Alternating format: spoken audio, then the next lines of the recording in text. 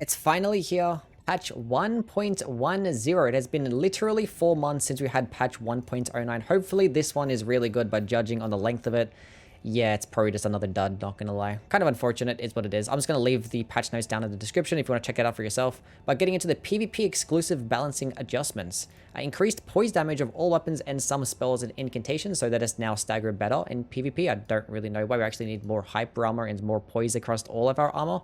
We need to be able to tank more attacks. I feel like that should be the change it should be making. Not sure what's going on there. Increased poise when attacking with some skills, spells, incantations, and some type of weapons.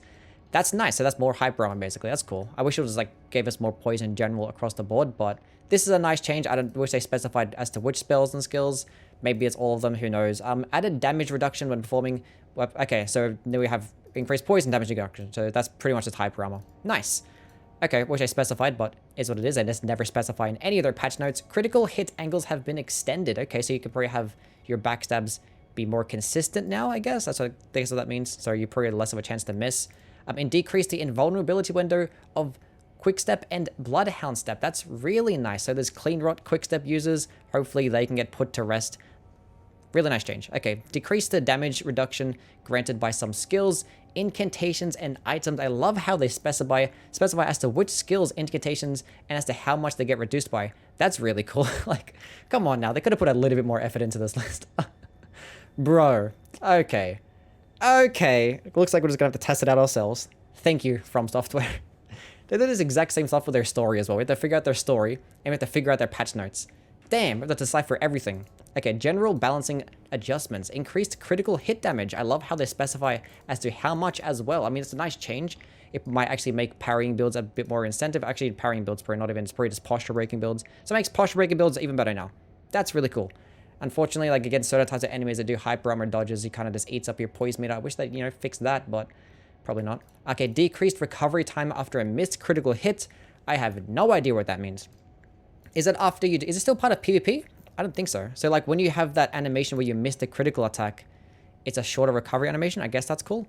Increased poise damage of attacks that occur after missing a critical hit. Is that just the same thing when you go do that animation where you miss? Unless it means after you, like, when they recover from a critical hit animation. Well, actually, when they don't get crit, but they get posture broken, and directly afterwards they just take bonus damage. Is that what that means? Increased poise damage. So you just do more poise damage directly after you posture break them or parry them and you miss the critical hit. This makes no fucking sense. Anyway, that's the entire update, by the way. Bug fixes. Adjusted the player damage animation so that the attack direction is not unintentionally shifted when getting hit while attacking with some types of weapons that generate poise. I love how they specify in this general statement right here. That's really cool. Fixed the bug that prevents some spells and incantations from causing damage while under the effects of certain skills. Okay, this is like I understand this one because the jellyfish shield basically wasn't just doing damage, or certain spells like catch flame wasn't doing damage when you had the jellyfish shield active, and certain types of other spells when using golden veil. So I understand that one.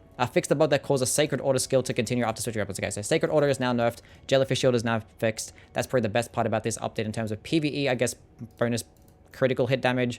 Correct some text in certain languages. Never mind, boys. It's a fantastic update. 10 out of 10. I'm so glad that I spent like the last hour of my time just refreshing the screen until we actually found the patch notes.